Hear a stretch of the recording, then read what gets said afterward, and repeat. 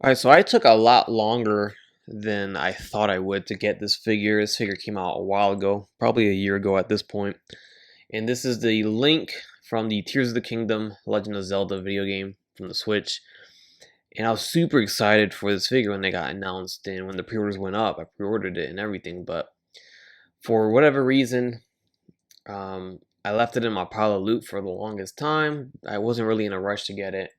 And here it is. I know it's late, but I'm gonna review it anyways, just because I think it's gonna be a good figure. It's finally a Tears of the Kingdom slash Breath of the Wild version of Link in 1/12 scale form. So it's exciting, and we are getting Ganondorf as well, and Zelda herself. So we're gonna complete the Tears of the Kingdom set basically. I got the standard version. I didn't go for deluxe because I just felt like, yeah, the extra accessories were nice, but I wasn't gonna use them. They're gonna end up in a accessory bin anyways. So I'm like, why spend the extra money on it if you're not gonna use it? So, but it's a cool extra option if you want to go all out. All right, so here is our Link out of the package, and this is, again, like I stated, the regular edition, not the deluxe. So it's kind of bare bones, if you ask me. Not a lot here for us to go through in terms of accessories. All right, so as you see, the figure comes with an open right hand and a fist for the left hand. Here are the hands. This is it. It's very minimal, as you can see. For the right hand, where he's got the sleeve, you can see there's only one grabby hand for the sword. There's a grabby hand for the left hand, which is the gloved hand, and then there's an open hand right there. That's it. We have all these other pegs here for hands, but no other hands to attach it to. Of course, we get the Master Sword, as we do with every Link. That is almost a given. Here is the Master Sword itself. The iconic sheath has a big peg, gigantic peg there, so you can put it on his back. Then of course we get the Master Shield, also iconic. There it is. Got some peg holes back there. And then we do get his cloak here, which is cool. This is actually fabric. The hood is not, but the cape is. And then in regards to head sculpts, you only get these two head sculpts or face plates. We get a little smile, and then we get this open mouth right there. Of course, the neutral face is on the figure right now. On the figure right now, speaking of it, he comes with some sculpted accessories on his belt. Some arrows that are sculpted on there, so there's no bow or arrow to put in his hands and have him use. That is exclusively for the deluxe release. So the regular release, just it gives you the sculpted version right here, of course, but you cannot give him any to wield or use. Alright, so we'll take a closer look at the figure just so we can see the paint detail and the sculpt detail on this guy. It's actually really, really good. I like it. Everything about it feels great. Nice tight joints. Articulation looks good. Of course, the head sculpt looks great. Hair sculpt looks awesome. Everything about this figure looks good. Here's the back side. Paint apps are all good. So one thing that the deluxe release has that I really missed out on, that I really wish I had here, was the alternate arm. It does have a swap out arm where you could see his whole arm without this little forearm piece guard, and you can do the pose with the hand, of course. So unfortunately, I can't do it here. I mean, I could do it, but it's not going to be the same, right? All right, so in terms of the articulation of the figure, his little ponytail is it's a little loose, but it does have a hinge there. He looks all the way up just fine. Look at that. He looks all the way down, left and right, head tilt, great range on the head. Arms will go all the way up, they go down, they go in and out. He's got butterfly joints, so his arms will extend out like this. So the shoulder socket overall is pretty deep, so good range. I like the other side because it's got the shoulder guard that covers all that mess here, that little gap. But you know, it's an action figure. So we have a diaphragm joint at the torso and a ball joint at the waist, so he crunches forward and back, waist swivel and chest swivel. Legs will kick forward. He's got some pliable little, you know, bottom piece of his shirt. You can hear how squeaky the articulation is. Legs will go all the way out. They go back down. They do kind of drop down. They have a thigh swivel, double jointed knees. Let's see if I can bend it at the bottom of the knee. There you go. Double jointed knees, and then we get the ankle hinge, forward and back, ankle rocker, and then there's a little hinge at the toe right there. The arm, I didn't get to this part, but double jointed elbows, a swivel at the wrist, and a ball jointed hinge at the wrist. So I don't see any possible way to put the cloak and the Master Sword on his back because it looks ridiculous like that. The peg hole is, once you put the cloak, it utilizes the peg hole on the back of him, so then it gives you this new peg hole. But the cloak is over it, so even though it's soft goods, it's not a hole. They didn't put a hole here for us to put. I think they should have put a little slit. I've seen a lot of toy companies do that in the past, so that way you just put it over it. But I guess technically it should be this way, right? It just doesn't look right once you peg it in, unless I'm supposed to put, maybe if I peg it into the bottom peg, you can see there's a bottom peg down here. I just feel like that's way too low. It doesn't make sense down here, right? Like, look how low that is. I guess you could do it that way, but still, doesn't seem right to me.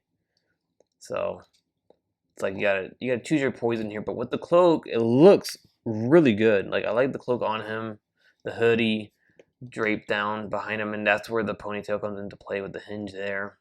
But yeah, it looks good with it, even though it's subtle. From the front you don't really see much, but the back, it's right there.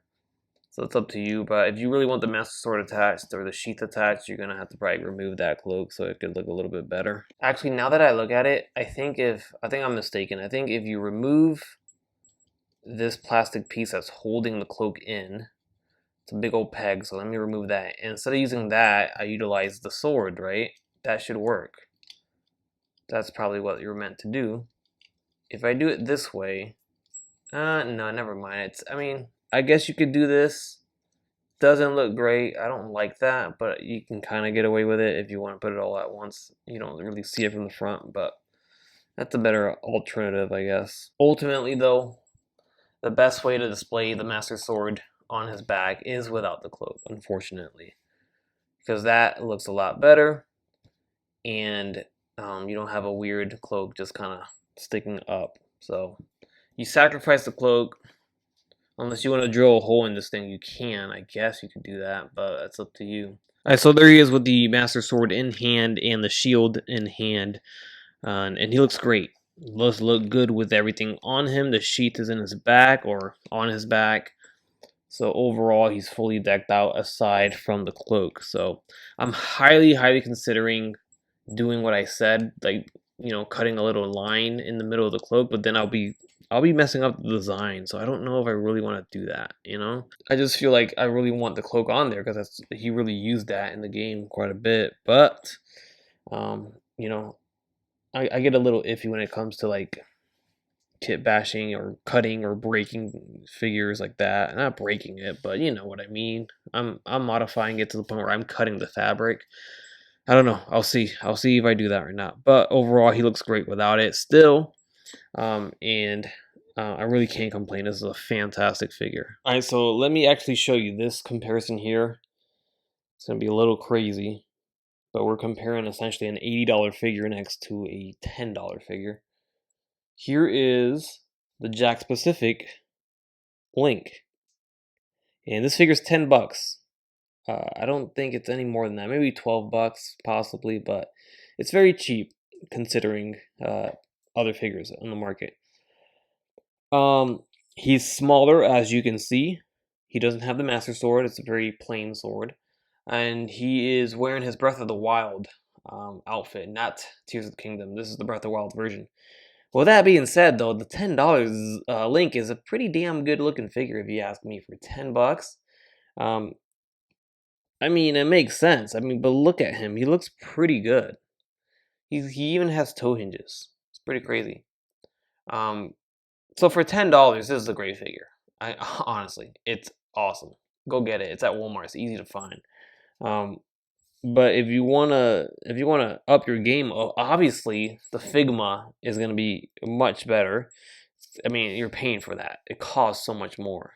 It's literally 8 times the cost of this one right here. So unless you can find them for like $50-$60, even better, right? Anyways, that is our comparison next to the Jakks Pacific one. Now to throw in another Figma link, because Figma's been doing links for years now. We have the Skyward Sword link. And you can see here that the Breath of the Wild or Tears of the Kingdom one is scaling a lot bigger than its predecessors from the previous games. So that's good. I like the new scale. I like how much bigger. He's leaning a little forward. I like how much a little bigger they are, or he is, I guess. There you go. But there he is next to the Skyward Sword Link, which is a fantastic figure. I like it. Alright, so we also have the Figma Legend of Zelda Twilight Princess Link figure, and he also scales a lot smaller than our new Tears of the Kingdom Link. Also a fantastic figure. Really, really good.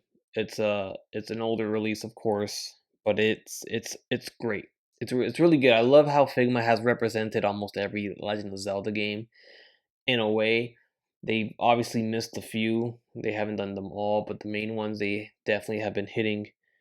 And I'm just excited to see more from them. And in regards to like video game releases, because they have done Metroid, and they have done Portal as well. I just moved the camera. Sorry.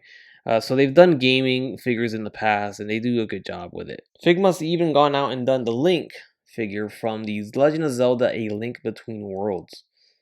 So, of course, this one's going to be very, very small because he is much smaller in this game.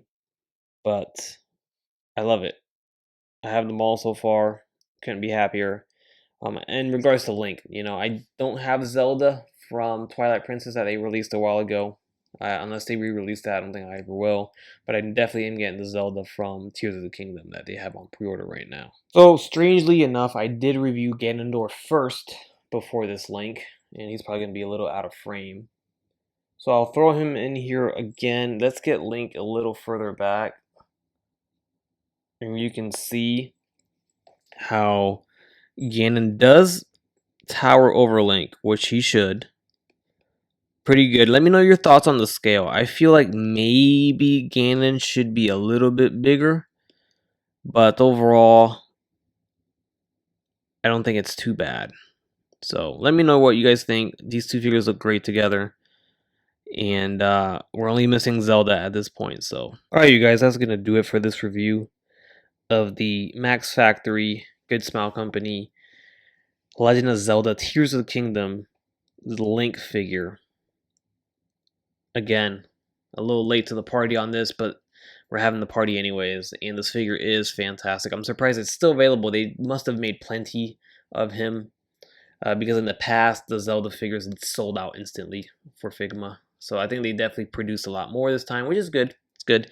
But eventually there's going to come a day that this guy's going to be out of print, and I feel like it's going to be sought after, So get him while you can. He's been available for a while now. Get him while you can if you're a Legend of Zelda fan. If you're not, pass up on him. He's pretty expensive. It's $60 to $80 for the base figure. So, but if you are a fan, I think it's well worth it, honestly, to have probably the best 1/12 scale Zelda figure in your collection. So that's going to do it. Let me know your thoughts. I will catch you guys on the next one.